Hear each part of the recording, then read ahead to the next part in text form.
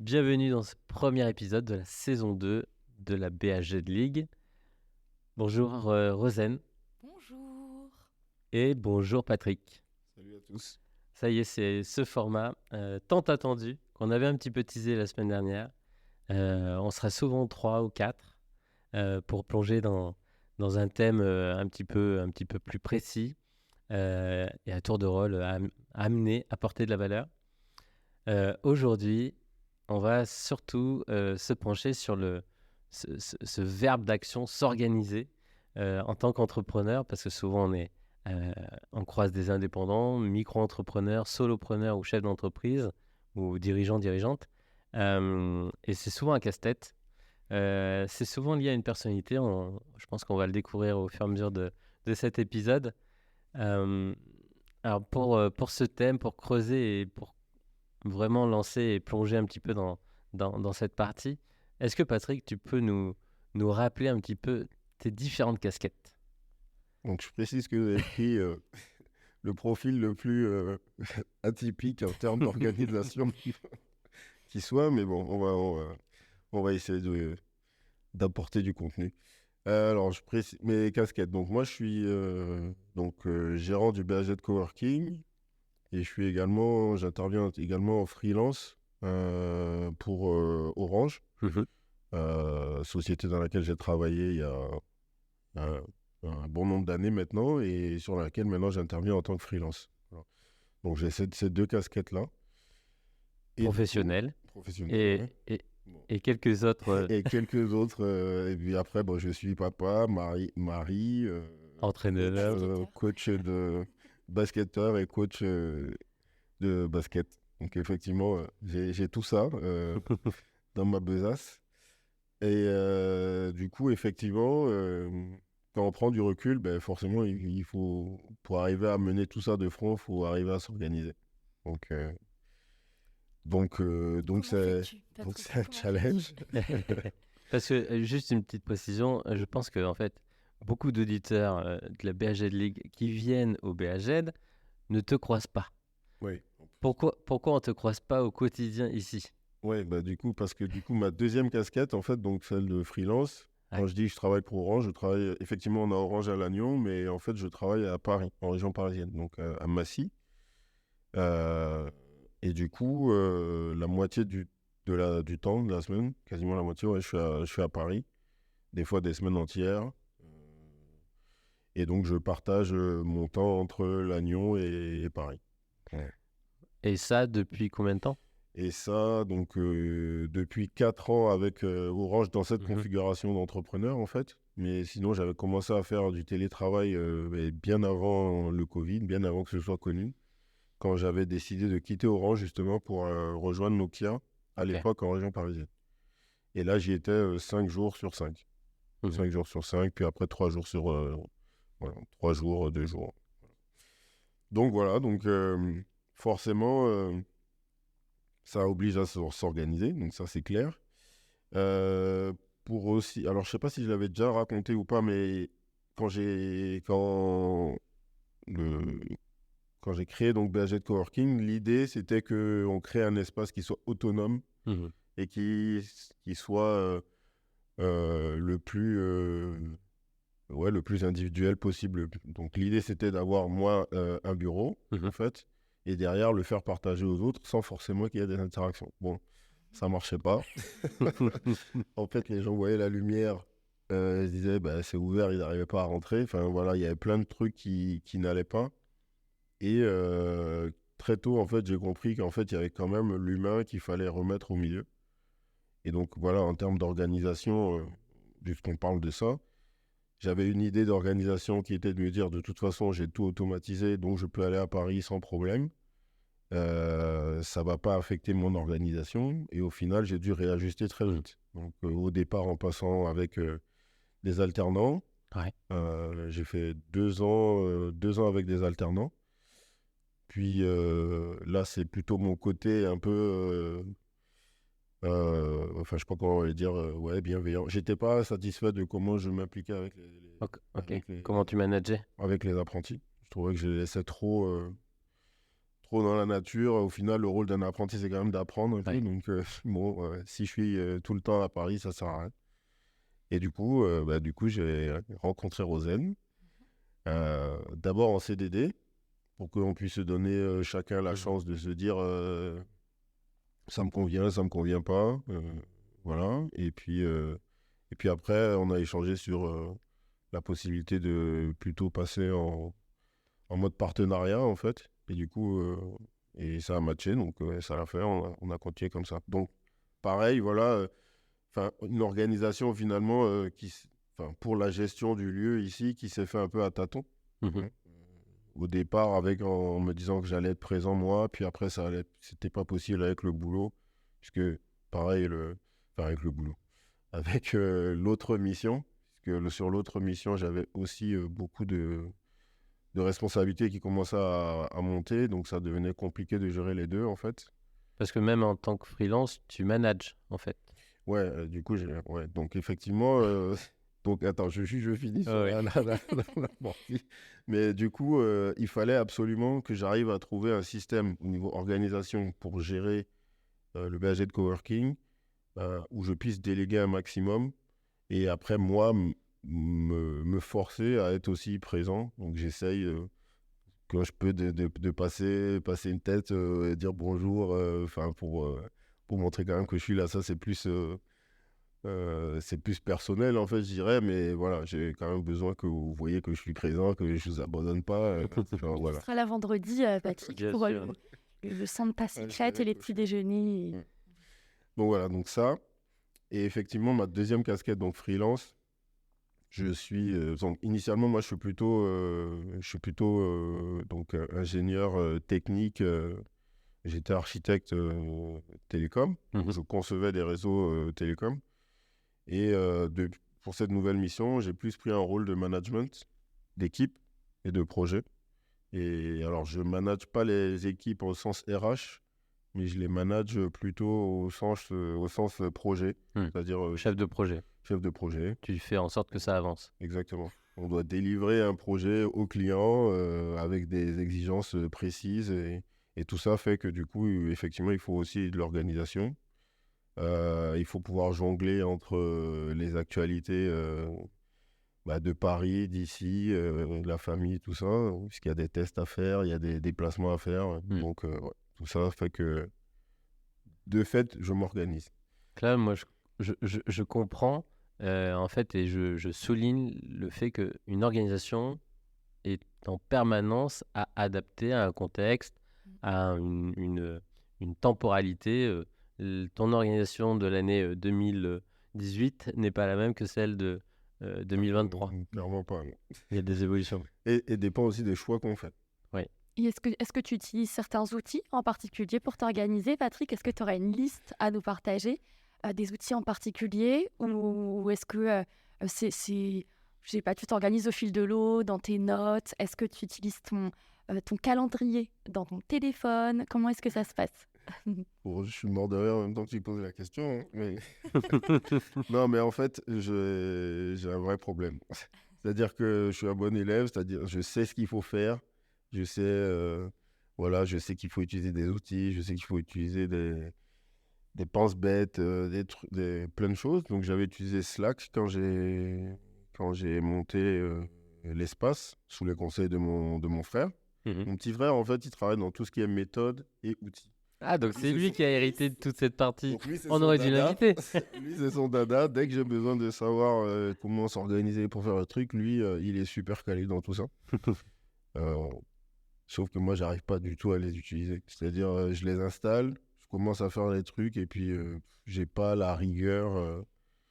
En fait, tout est dans la tête. Alors, je sais que c'est pas forcément super, mais en fait, j'arrive pas à fonctionner autrement. Donc, pareil, les calendriers, les trucs. Enfin, les seuls trucs où j'utilise mon calendrier, c'est le train. Eh oui, les billets. Les billets de train font que du coup, je sais que ah bah tiens, dans 1 heure, je dois prendre un train. Enfin, voilà, sinon, je serais capable de le louper. Tu vois. Et ça, je peux pas me le permettre. Donc voilà, mais sinon, ouais, les outils, en fait, j'ai du mal. J'essaye, mais Tu as essayé ouais, et t'as pas encore Ça trouvé la boîte secrète. j'arrive pas. J'arrive pas à être assez rigoureux. Et chaque début d'année, je me dis, ouais, bon, Ah oui, cette fois-ci, on y va, je mets les choses au clair. Je prends souvent les 2 semaines ouais. de fin d'année, là, décembre, janvier, là, pour refaire le point, repartir à zéro et me dire, mais dès fin janvier, il n'y a plus d'outils. Il y a les bonnes résolutions et après, il y a la Ouais. réalité qui arrive. Mais ça veut pas dire que c'est le bon, qu'il faut, tu vois. En fait, je pense que l'organisation, c'est propre à chacun. Hmm. Après, pour gérer et manager le BAZ, je crois que au quotidien, Rosen, tu utilises un outil qui a été mis en place. C'est ça? Ouais. Alors, moi, j'ai vraiment mon organisation qui est propre. Après, évidemment, on a des prestataires qui gèrent la réservation Voilà. des locaux avec des CRM particuliers, enfin un CRM Mhm. particulier qu'on utilise. Je ne sais pas si je peux le citer ou pas. On utilise CoSoft, qui est en fait une plateforme CRM qui gère les réservations. Donc qui est capable, grâce à une vue calendaire, de dire quels locaux sont disponibles, lesquels ne le sont pas, et puis qui permet après les réservations. Et après, on a un autre prestataire, Welcomer, du coup, qui lui gère automatiquement aussi l'envoi des accès aux coworkers pour cet espace qui est 100% connecté. Après, moi, en tant que chargée de communication, j'utilise quelques outils pour m'organiser, Meta notamment, et la programmation de posts pour les contenus sur les réseaux sociaux. Donc, ça va être sur Facebook et sur Instagram. Après, tout ce qui est... On est un petit peu présent sur TikTok. Ça, c'est de la... et oui. C'est test and learn. Exactement, vraiment. Et donc, là, c'est de la publication immédiate. C'est-à-dire qu'il n'y a pas de programmation. Néanmoins, si on a des auditeurs qui sont dans la création de contenu, je vous conseille de télécharger Metricool. En tout cas, de faire un compte sur Metricool. Pour qui, pourquoi? En fait, Metricool, c'est un outil qui permet de centraliser tous les réseaux sociaux. Donc, ça va de TikTok à YouTube. Donc, on peut aussi programmer ses YouTube Shorts. On peut programmer ses posts Facebook, ses posts Instagram, enfin, les 3 quarts des réseaux sociaux, en fait. Twitter aussi, enfin X, pardon, maintenant. Donc, c'est hyper pratique. On a juste à s'authentifier et pouf, à créer le contenu, évidemment, et ensuite à le programmer. Et ça se fait simultanément sur toutes les plateformes. Donc, ça, c'est plutôt chouette. Voilà pourquoi, voilà pourquoi il faut aussi bien s'entourer. Parce que tout ce que vient de décrire Rosen, en fait, de par l'organisation que j'ai, j'en ai conscience, je sais qu'il faut le faire. Mais en fait, Ça ne passe pas. administrer, gérer, faire vivre en fait ces réseaux sociaux, c'est un boulot à plein temps. Si on veut que, en tout cas, si on veut que le produit que l'on propose ou l'espace que l'on veut faire vivre vive justement, c'est un boulot à plein temps. Avec une organisation. Donc, quand on a identifié des problèmes, comment dire, des peines en fait. Ouais, les pain points. Ouais. Voilà, et du coup, on s'appuie sur des personnes dont c'est le dada et qui complètent ça. Donc ça, c'est aussi une manière aussi de s'organiser et donc de déléguer. Je pense que ça fait aussi partie de l'organisation. Bah, c'est sûr.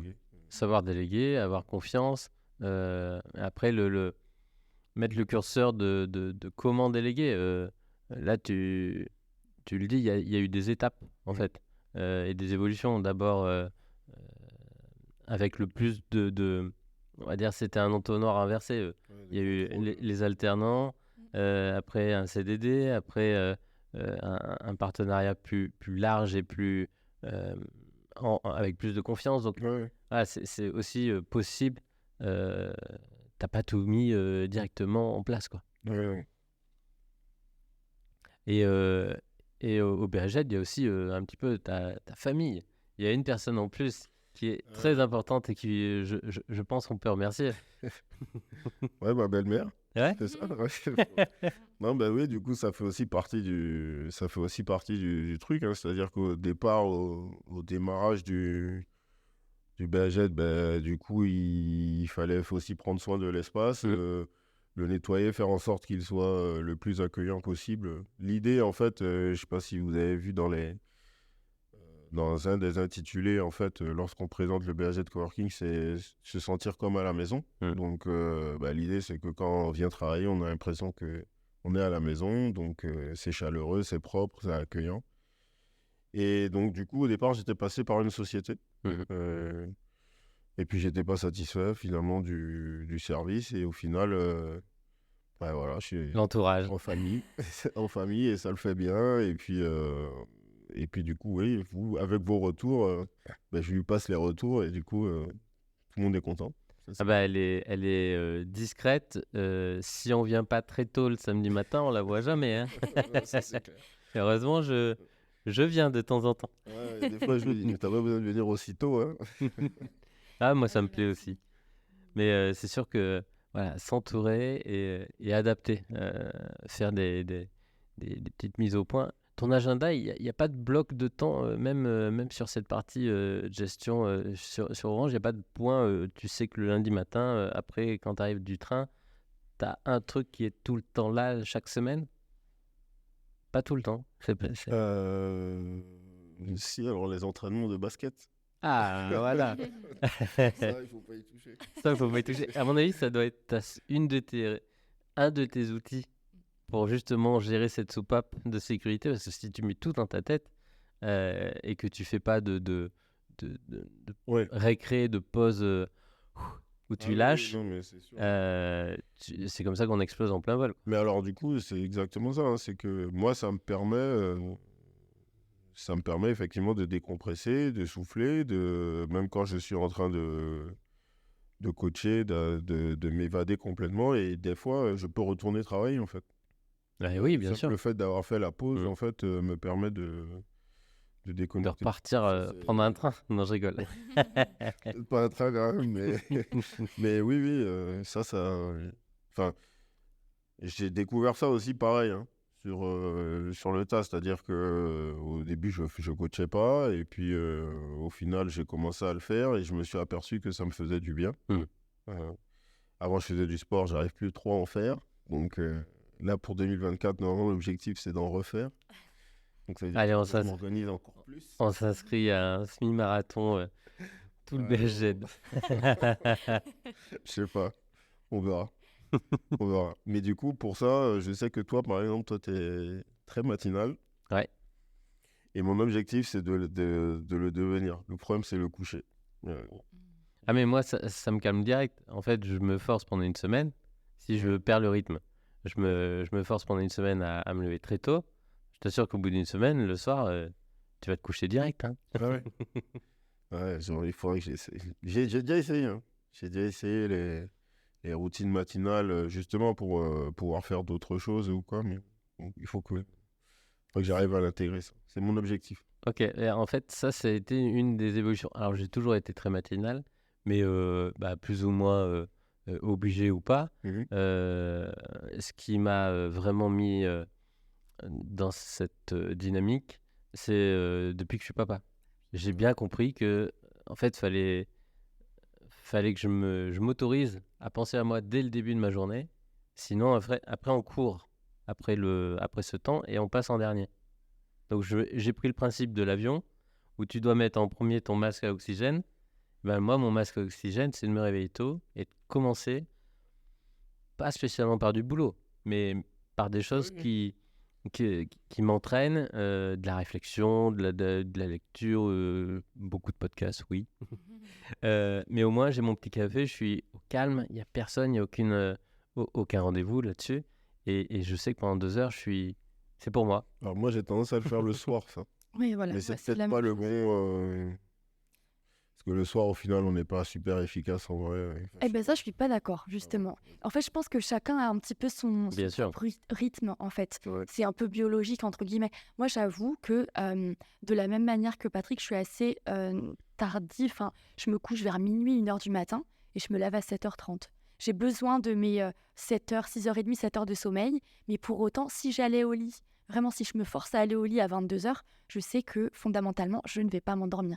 Et en tout cas, dans l'organisation, c'est réel. On a besoin d'être reposé pour avoir une organisation qui se tient aussi sur la durée. Mais le matin, si je mettais un réveil, mais même à 6h, mais je ne me réveille pas.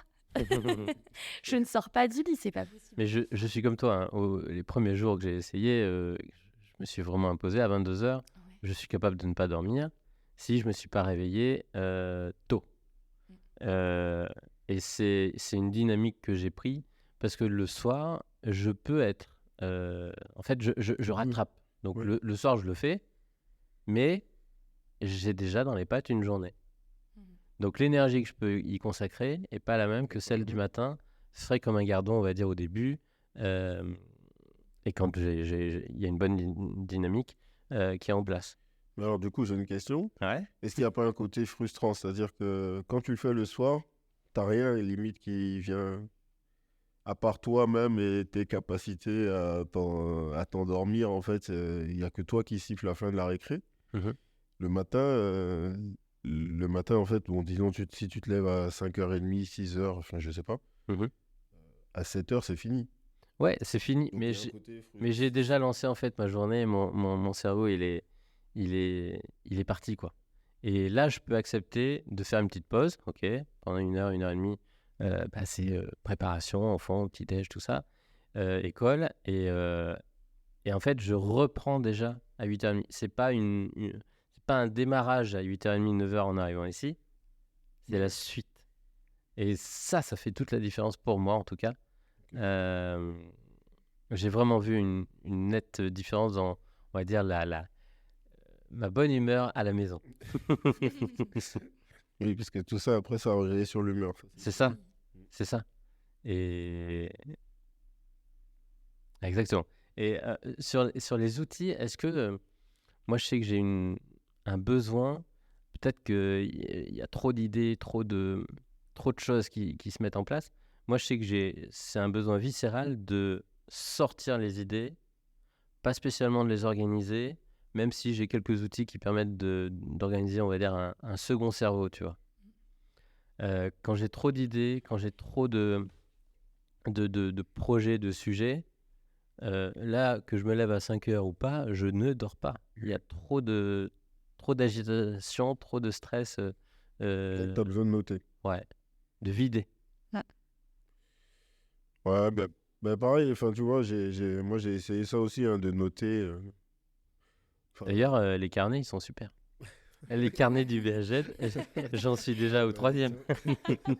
Il va m'en falloir pour 2024, je crois. On a des tote bags pour mettre tes carnets, Gaël, Yes. si tu veux. Je les mets au coffre. Ouais, c'est prévu, ça aussi, tiens. Trop bien. C'est prévu. Mais non, ben, ouais, je suis passé par l'étape noter aussi. Mhm. Mais j'ai l'impression que tu notes et puis après, c'est oublié. Moi, souvent, en fait, j'ai une idée. Après, je suis frustré parce que je l'ai perdue. Ouais. Mais naturellement, les choses font que Elle ça revient si elle était bonne et pertinente, c'est Ouais. ça? Ok. En disant, ah ben tiens, ouais, c'était ça, j'y avais pensé. Là, tu fais Limite, confiance des fois, à la nature, quoi. ouais, limite, des fois, je me dis, ah tiens, c'était subliminal. Enfin, tu vois, je rentre dans des délires un peu, un peu cosmiques comme ça, là, on va dire. Mais ouais, du coup, je fais confiance à ça, en fait. Ok. Parce que je me dis que finalement, c'était la bonne chose. Je me suis pas forcé à faire quelque chose que j'avais noté et qui était peut-être une fausse bonne idée. Ouais. Ouais, voilà. Et du coup, je me dis, bah, c'est naturel, ça s'est fait. Et après, pour tout ce qui est, je sais pas les habitudes que vous avez sur le contenu que vous regardez ou lisez ou écoutez, est-ce que vous gardez une trace, une sorte tu vois, le site internet avec les ressources, la boîte à outils, un petit peu tous les liens qu'on utilise à peu près 10 fois par jour ou 5 fois par semaine? Est-ce que vous avez des petits hacks? Moi, non. Ouais, moi j'utilise sur Microsoft l'application To-Do. Déjà pour moi, pour gérer ma To-Do. Et après, parce que j'ai même un onglet où justement je reprends, par exemple, typiquement dans la création de contenu, c'est toujours les mêmes emojis pour venir appuyer notre image de marque. Donc plutôt que d'aller toujours les rechercher sur Internet ou ailleurs, j'ai ma petite boîte à outils dans l'outil To-Do de Microsoft qui m'aide beaucoup. Et après, la suite Google est pas mal aussi, quand même, en tant qu'auto-entrepreneur, et même entrepreneur, et même au-delà de ça, en tant que chargé de communication aussi, pour le BHZ. c'est très utile. Parce qu'il y a des liens naturels qui se font entre les mails, entre le Google Calendar, donc le calendrier. Donc c'est très pratique. Ok. Moi, j'utilise Simbaloo. C'est un dashboard. C'est ma page d'accueil sur Google. Enfin, pardon, sur un navigateur Internet. Et direct, j'ai tous les liens dont j'ai besoin au quotidien ou chaque semaine, quoi. Pour gérer les podcasts, les clients, les accès, l'administratif. J'ai juste à cliquer et ça ouvre. Tac, tac, Simbaloo. tac. Est-ce que Simbaloo. tu peux nous l'épeler, Gaël, s'il te plaît? Oui, SYMBAL2O. Ok, hyper On mettra tout ça. intéressant. Ouais. Et ça, ça me fait gagner, à mon avis, plusieurs minutes chaque jour. Et est-ce que tu as un flux, par exemple, qui va chercher des infos justement où tu as tous tes liens qui sont centralisés, ou est-ce que c'est toi qui les copie-colle dans cet outil-là de Simbaloo et ensuite qui revient automatiquement les rechercher sur cette interface-là? Oui, voilà, quand j'ai un outil qui revient plus de 3 fois chaque jour ou chaque semaine, je mets le lien ici. Et ça, c'est important. Autre question, est-ce que vous traquez votre temps? Alors, je ne le traque pas. Non, je pense que je serais complètement, moi, stressée à l'idée de voir. Vous savez, il y a ces applications qui vous Ouais, donnent le pour temps d'écran et on se dit ah. Quand tu dis traquer, c'est. traquer, c'est moi j'utilise l'outil Toggle, T-O-2-G-L, je crois. On mettra dans les descriptions. Et ça me permet de comprendre là où j'ai mis mon focus en fait. Parce que si, par exemple, en début d'année, je dis stratégie 2024, la priorité c'est tel projet ou tel média ou tel réseau, et en fait que je le vois dans l'agenda, en fait c'est pas là où je passe le plus de temps, et bah tout de suite je dois équilibrer quelques mois après, quoi. Et naturellement, alors je le traque, mais je le regarde une fois par mois, quoi. Si c'est bien en correspondance avec et ben les efforts, la stratégie, les objectifs et les intentions du mois, du trimestre, de l'année, quoi. Non. Ok. Non plus. On ne traque pas, mais après, je pense qu'on a une vision globale. Moi, j'ai été surpris, hein. C'est vrai? Ouais. Tu t'es rendu compte qu'il y avait un déséquilibre entre tes objectifs et le temps passé Entre ce sur... que je pensais par intuition et la réalité, il y avait un grand décalage, en fait. Ok. Et j'ai vu que, en fait, je pouvais consacrer beaucoup plus de temps à la partie client. En fait, je produisais beaucoup moins que ce que je pensais. En fait, j'étais dans un effort commercial principal. Et à partir du moment où j'ai compris que je pouvais consacrer plus de temps aux clients, eh ben, c'est là où les recommandations et le bouche à oreille, le service client a été amélioré. Donc, du coup, d'accord. Lever peut-être la pédale un petit peu sur le démarchage Ouais, et faire plus de travail sur la fidélisation alors. voilà. Et ça, je l'ai vu à partir du moment où j'avais bah, voilà, les chiffres, les données. Et pour le cerveau, le second cerveau, j'utilise beaucoup Evernote. Je suis un grand adepte d'Evernote dès que j'ai. Et Notion alors? Et Notion, Quand même. Notion aussi, mais Non, c'est Notion, j'en entends parler. c'est vraiment Evernote, je pense que ça fait 10 ans que c'est mon second cerveau. Notion, c'est pour présenter les choses aujourd'hui et vraiment créer une sorte de bibliothèque professionnelle. Mais c'est pas sur Evernote que tu peux créer une petite page template à envoyer et à suivre pour les clients, pour les invités. Ça, on peut le faire sur Google Site, Google Site. Encore une fois, moi, tout à l'heure, je vous disais en tout cas l'importance de la suite Google aujourd'hui dans mon organisation. Et j'ai pu créer mon propre site. Ça peut être des landing pages tout simplement, hein, mais on peut le faire via Google. Et après, je rebondis sur cette magnifique masterclass qu'on est en train de créer, hein, évidemment. moi, j'ai rebondi parce qu'au salon de l'entrepreneur, il y avait Clément Thierry qui m'a fait une masterclass sur l'automatisation. Donc, bon, déjà, il a délivré une masterclass, mais j'ai été le voir, je lui ai dit, moi, j'ai un petit souci plus précis, quoi. J'utilise ça, ça et ça. J'arrive pas à les faire collaborer ensemble. Et il a pris une page blanche. Il m'a demandé d'écrire, on va dire, le process que j'avais, les trous dans la raquette, et il les a comblés. Il m'a mis 2-3 petites choses, et du coup, j'utilise Airtable et Notion pour les bonnes raisons par rapport à ce qu'il m'a expliqué, et surtout personnalisé, quoi. On peut faire des choses incroyables avec Make et Zapier en termes d'automatisation des tâches.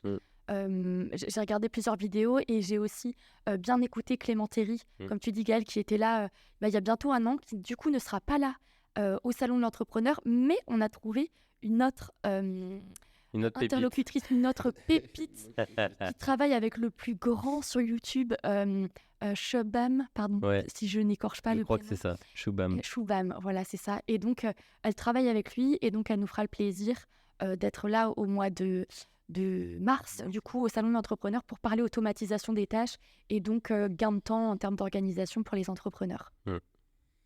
Mais du coup, alors j'ai quand même une interrogation. Moi, je me pose la question. Donc là, il y a tous ces outils, il y a l'organisation, mais ça demande quand même une rigueur. Enfin, Mise à jour. comment vous décidez d'utiliser l'outil? Enfin, je veux dire, est-ce que vous vous dites, tiens, il est telle heure, je dois le compléter? Ça fait partie de... Je pense que c'est étape par étape. Moi, vraiment, là où je pensais que j'étais organisé, mais où j'ai pris cette petite claque, c'est quand j'ai mesuré. Donc, j'ai traqué mon temps et j'ai vu le nombre de tâches. J'ai vu le nombre de tâches, j'ai vu les tâches principales qui m'occupaient toute la journée. Pas spécialement là où, en plus, j'avais le plus de valeur ajoutée. Et donc, j'ai orchestré tout ça. Et je me suis dit, il y a des tâches où, en fait, c'est juste répétitif. Donc, soit il faut trouver un outil, soit il faut se questionner si elle est vraiment pertinente, cette tâche, si elle apporte de la valeur dans l'écosystème, soit si j'ai vraiment, c'est vraiment important pour moi, et soit la rassembler avec d'autres, faire du batch content, du batch, enfin voilà, travailler en batch, en série. Et j'ai réorganisé, et c'est là où j'ai trouvé des poches de temps incroyables. Ok. C'est un peu de la même manière aussi pour moi. C'est vraiment, en fait, j'ai une relation un peu particulière avec le temps, où je sais que je suis un petit peu plus stratégique, on va dire, le matin, un petit peu plus créative pour le coup l'après-midi. Et en tout cas, je m'efforce de m'organiser vis-à-vis des tâches justement que j'ai à faire et de me dire, si la tâche dure moins de 5 minutes, je le fais tout de suite. Ah ouais, Et ça même c'est... si j'en ai plusieurs qui arrivent d'un coup, des mails à répondre, Ah, des ça choses comme direct. ça, je me dis, je Ah oui, voudrais tiens. enfin vraiment tout de suite. Inbox 0 ou pas? Ah non. Non. Ah non, moi, c'est Et pas box 0. Par et- contre, Vas-y, c'est vas-y. très bizarre. Mais... Donc, ma box, vous verrez ma box pro d'ailleurs, pour le coup. On reçoit trop de mails Ouais. sur mon activité de freelance. Hein. Je dois recevoir peut-être 100 mails par jour. Enfin, bon, Ah. bref. Et le pire, c'est que je les connais tous, sans les lister. Donc, c'est-à-dire que je les vois, en fait, quelque part, et ils s'impriment dans mon cerveau, Ah ouais. mais je les liste pas. Et j'y reviens après, au fur et à mesure. Et du coup, le zéro mail dans ma box, en fait, c'est plutôt en fin d'année. Quoi, comme je te disais. Ok, reset complet, quoi. Reset complet. Moi, Toi, je ne dors pas si j'ai pas box 0 à la fin de la journée. Ah, vraiment. Ouais, C'est tous traité, lu et voilà. Après, j'ai quand même. Donc, ça, c'est sur ma boîte mail pro, évidemment. Ma boîte mail perso, pour le coup, non, parce que elle est spammée Ouais, de tout. publicité, évidemment. Mais oui, ça, non, je ne dormirai pas. ok. Moi, je suis un petit peu entre vous deux. Si un mail me prend 2 ou 3 minutes à répondre, une tâche répondre à un SMS, je le fais. Payer un truc, confirmer un truc direct. Par contre, je pense que j'ai toujours une dizaine de mails importants qui me demandent plus de temps ou pour se poser. Après, j'ai habitué aussi tout le monde. Moi, il n'y a quasiment rien d'urgent hein, dans ma communication, dans mes interactions pro. On n'est pas sur de l'urgent, à part quelques petites choses sur la diffusion d'épisodes, mais bon, ça, normalement, c'est traité en amont. Ok, c'est drôle, hein, ce débat sur l'inbox. Après, ça dépend peut-être aussi de la nature Oui, sûrement. Des mails, des trucs et tout, mais moi, j'ai trop de mails, en fait. Et puis, en plus, parce que bon, j'enlève les boîtes perso. Oui, mais t'as trois mails. J'ai 3 boîtes mail. C'est-à-dire, j'ai le mail du BHG de Coworking que je partage avec toi, sur laquelle je réponds un peu au petit bonheur, la chance. J'ai la boîte de consulting et j'ai la boîte Orange. Ok. Donc, je peux pas répondre. Ouais, il y a moyen d'exploser. Ok. Bon, bah, c'est super riche et intéressant. Je pense qu'on mettra pas mal de petites choses en description pour retrouver tout ça. Ouais. Partager quelques outils. Et puis, du coup, si vous voulez en apprendre plus, rendez-vous en mars pour le salon de l'entrepreneur. Bah oui, parce que du coup, moi, je n'avais pas pu assister à la présentation. Et j'aurais bien voulu voir un peu la magie. Bon, j'ai déjà mon frère qui fait ça. Qui fait un peu de magie avec ces outils-là, mais en fait, limite, il faudrait que je fasse un vie ma vie. Mais en fait, c'est exactement ça quand tu demandes quand tu te mets à traquer ton temps. Tu vois le résultat de tes journées et c'est le point de départ d'une nouvelle organisation, d'une hiérarchisation et d'un choix, quoi. Tu te dis, en fait, moi, il y a des tâches que je faisais. Je me suis dit, mais attends, ça fait 1 an que je fais ça toutes les semaines. Et en fait, j'appelais les clients ou les personnes ou les partenaires. Je disais, est-ce qu'il y a une autre manière de faire là? Parce qu'en fait, toutes les semaines, je le fais. D'accord. Et puis, j'ai trouvé plein de possibilités de faire autrement. Et c'est assez important, quoi. Je suis comme toi, le temps, pour moi, c'est la ressource la plus précieuse. Donc, il faut faire attention. Faire de l'argent, 1 mois, un petit peu moins, 2 mois après, tu peux faire x2. Donc, par contre, le temps, t'as loupé tes 2 mois, ils sont partis. Il revient pas. Donc ça, c'est hyper important. Et donc, je suis un peu plus comme toi, Rosen. J'ai des blocs de temps. Le matin, par exemple, je limite, si possible, à 0 interaction.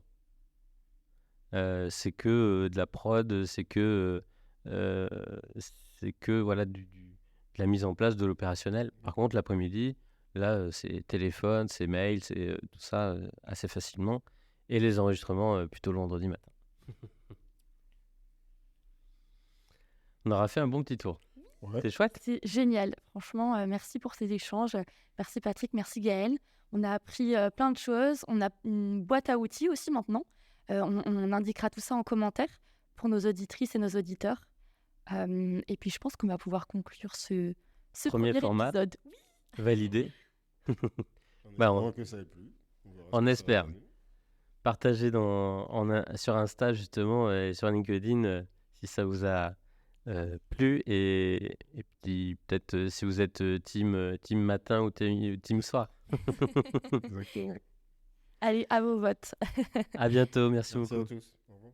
Merci.